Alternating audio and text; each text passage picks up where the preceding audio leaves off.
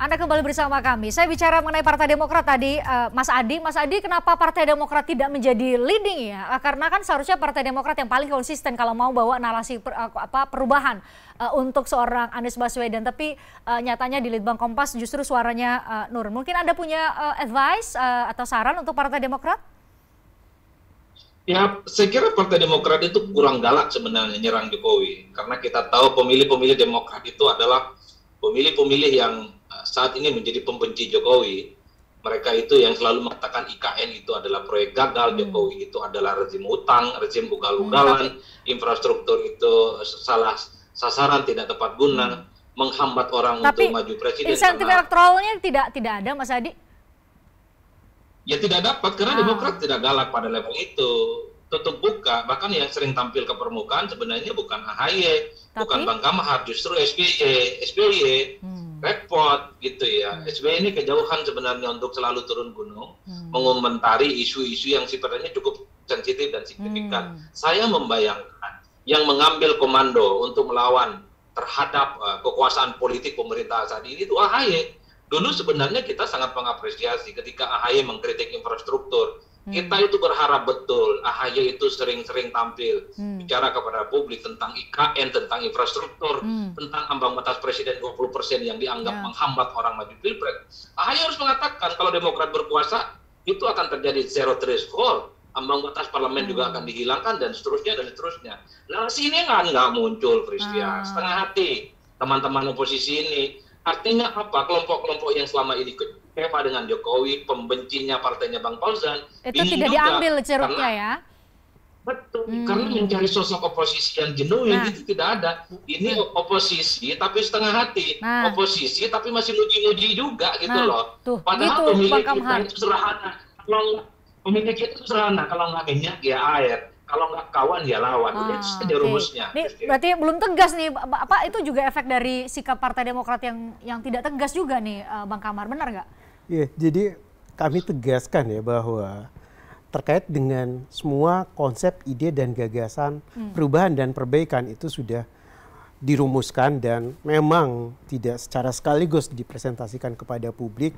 Tentu ada kalkulasi, ada berbagai pertimbangan, pelan-pelan, dan pada saatnya nanti itu pasti akan dipresentasikan ke publik. Menghitung mundurnya karena, 2024 tapi? Iya, kita sudah menghitung menuju Februari 2024 untuk mempresentasikan kepada publik tentang ide, gagasan, perubahan dan perbaikan itu sendiri. Tidak takut seperti yang dikatakan oleh Mas Adi tadi, Pak Prabowo pun nanti hitungannya terlalu singkat loh. Kita masih punya waktu untuk itu, dan apalagi saat ini tools dan instrumen yang bisa digunakan untuk mengamplifikasi ide, gagasan, pesan dan sebagainya itu semakin bervariatif dan juga semakin masif dan bisa dalam rentang waktu yang lebih cepat lagi.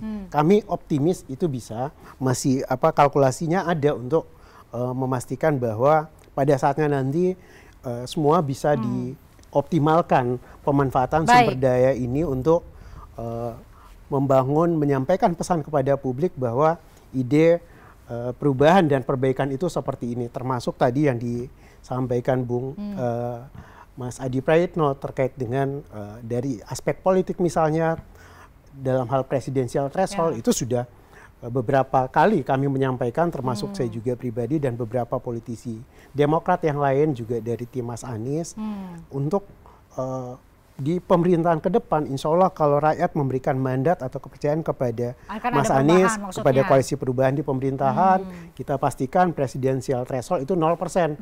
Supaya semua partai politik, semua kader-kader terbaik bangsa ini, putra-putri terbaik bangsa, punya kesempatan untuk tampil pada kontestasi Pilpres mendatang di 2029. Kata Mas Adi, seharusnya narasi ini mungkin yang bisa menjadi diferensiasi. Ini udah kita siapkan semuanya, termasuk dari isu ekonomi, isu pendidikan, pembangunan manusia dan sebagainya. Tapi belum kelihatan ya, karena Pak Anies pun masih nomor urut 3, Partai Demokrat juga turun malah dari 14% menjadi 7,9%. Tadi kan kita sampaikan ini memang butuh konsolidasi ya, karena juga dari lembaga survei yang lain, kami juga punya pegangan sebagai pembanding, itu trennya berbeda dari apa yang terpotret atau terekam dari lembaga survei, hasil survei Litbang Kompas ini. Tapi isunya tidak pada persoalan memperhadap-hadapkan itu, bagi kami hasil survei itu senantiasa menjadi masukan penting untuk mengevaluasi, untuk merumuskan rencana-rencana kerja ke depan. Baik. Walaupun kita juga sadar bahwa itu bukanlah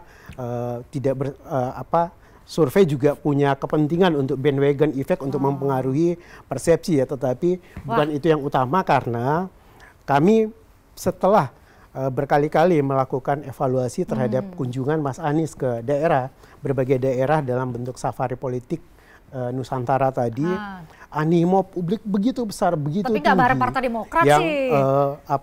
mengeluh-elukan, yang menyampaikan aspirasi kepada Mas Anies, termasuk ya? Di berbagai daerah juga setiap kunjungan pasti ada silaturahmi dan pengurus dan kader-kader Partai Demokrat. Baik, kita tunggu. Ini nggak kerasa ya, sudah habis waktu kita 1 jam nih. Kalau ada Bang Andre, Mas Adi, Pak Fauzan, dan juga Bang Kam hari ini bicara mengenai elektabilitas capres, elektabilitas partai politik, dan juga termasuk tadi, bagus tuh tadi temanya Mas Adi ya, nanti kapan-kapan kita buat ya, mengenai tingkat kepercayaan, seberapa bisa percaya kita sama lembaga-lembaga survei, apakah ada juga yang memang punya tendensi untuk mempengaruhi opini publik. Nanti kapan-kapan kita bahas, penting sekali tampaknya buat kami semua. Terima kasih buat Anda semua sudah bergabung bersama kami secara langsung maupun secara virtual. Saya juga mengucapkan terima kasih untuk penonton yang sudah menyaksikan kami. Kita jumpa lagi besok dengan tema dan narasumber yang lain tentunya. Saya Christian Grich, sampai jumpa. Tertarik dengan diskusi saya dengan para narasumber? Saksikan obrolan malam dengan topik-topik menarik lainnya. Jangan lupa subscribe ya channel YouTube Berita 1. Like, komen, dan share video ini ya. Terima kasih.